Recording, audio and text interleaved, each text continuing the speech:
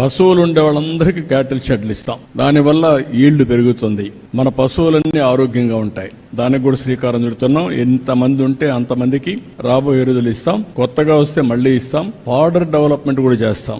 గడ్డి కూడా డెవలప్మెంట్ చేసి కాస్ట్ ఎఫెక్టివ్ గా, ఇప్పుడు ఒకసారి రైతే కట్ చేసుకోవాలంటే ఇబ్బంది ఉంటుంది. అవసరమైతే ఒక సొసైటీ మరి పెట్టి ఒక వ్యక్తిని పెట్టేస్తే కట్ చేయడం, కటింగ్ మిషన్ పెట్టి చాపర్ పెట్టి పీసెస్ చేయడం, నేరుగా ఇంటి దగ్గరనే వాళ్ళ క్యాటిల్ షెడ్ దగ్గరనే డెలివరీ చేసే పరిస్థితి వస్తుంది.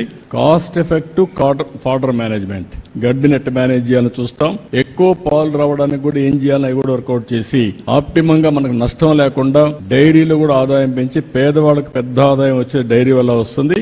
ఇది కూడా చేస్తాం. మన ఏరియాలో కూడా చూస్తే 15 days కి ఒకసారి జీతం మారికి ఒక 5,000-10,000 రూపాయల ఆదాయం డైరీలో వస్తా ఉంది. It is a big income. దీన్ని ఇంకా పెంచడానికి ఏమి ఉన్నా అవన్నీ కూడా వర్కౌట్ చేస్తాం.